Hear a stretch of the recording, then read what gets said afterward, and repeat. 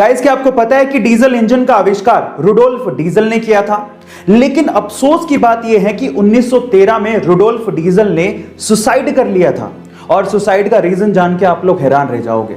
Rudolf diesel को यह लगता था कि जो डीजल इंजन का आविष्कार उन्होंने किया है वो बेकार है, फिजूल है, कभी काम नहीं आने वाला। सिर्फ इसी वजह से उन्होंने सुसाइड कर लिया था। बहुत जल्दी हार मान ली। अब 2018 की रिपोर्ट सुनिए। 2018 की रिपोर्ट के अनुसार पूरी ही दुनिया के 60% व्हीकल्स में डीजल इंजन लगा हुआ है। इसीलिए कहते हैं इतनी जल्दी हार नहीं माननी चाहिए। किस्मत का पहिया कब पलट जाए किसी को नहीं पता। चलिए गाइस, एक सिंपल सा सवाल पूछता हूं। मेरा सवाल यह है कि टेलीफोन का आविष्कार किसने किया था? जरा गैस करिए। आपका गैस बिल्कुल ठीक है, वो थे अलेक्जेंडर ग्राहम बेल।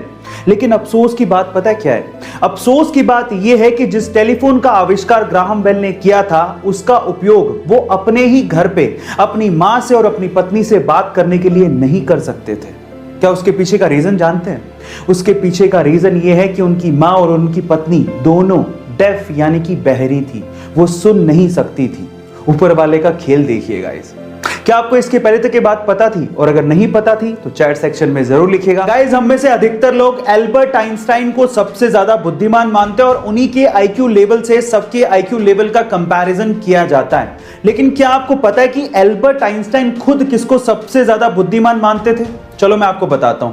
एक बार किसी रिपोर्टर ने एल्बर्ट आइंस्टाइन से पूछा कि सबसे ज्यादा बुद्धिमान व्यक्ति होना कैसा लगता है, क्या आप बताएंगे? तो उसके ऊपर जो एल्बर्ट आइंस्टाइन ने जवाब दिया वो आप लोगों को सुनना चाहिए। उन्होंने कहा, मुझे नहीं पता, आई थिंक ये सवाल आपको निकोला टेस्ला से पूछना चाहिए।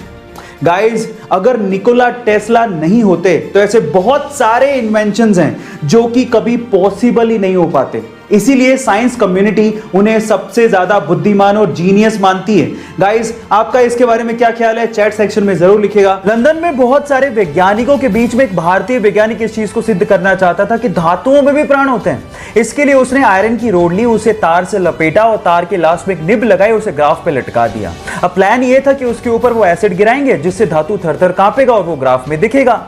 अब जो बोतल उन्हें पकड़ाई गई थी, जैसे ही उन्होंने वो बोतल उड़ेली, धातु पे कोई फर्क ही नहीं पड़ा। सारे वैज्ञानिक हंसने लगे कि ये पॉसिबल थोड़ी है, धातु में प्राण कहां होते हैं। तो उसके बाद उन्होंने वो बोतल उठाई और वो गट-गट करके पी गए, क्योंकि उन्हें पता था कि किसी ने धोखे से एसिड को बदल दिया गया है। बाद में पियोन ने माफी मांगी और उन्हें ओरिजिनल एसिड की बोतल दी गई और बाद में उन्होंने वो एसिड धातु पे गिराया और वो सारा प्रभाव ग्राफ पे दिखा और ये सिद्ध हो गया कि धातु में भी प्राण होता है। जी हां, मैं बात कर रहा हूं जगदीश चंद्र बसु की और ये बात है 1911 की। बात अजीब है लेकिन सच है।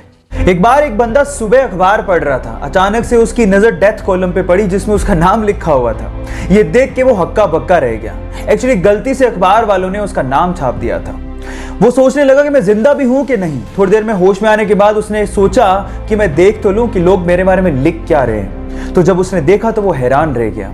एक्चुअली उसमें लिखा हुआ था कि डायनामाइट का बादशाह मर गया, वो मौत का सौदागर था। ये शब्द देख के वो सेल्फ रियलाइजेशन में चला गया और सोचने लगा कि मरने के बाद क्या इस तरह से लोग मुझे याद रखेंगे। उसके बाद उसका हृदय परिवर्तन हो गया और उसके बाद उसने शांति के लिए काम करना शुरू कर दिया। Yes, I am talking about. मेरा सवाल आपसे यह है कि मरने के बाद आप क्या चाहते हैं कि लोग आपको कैसे याद रखें?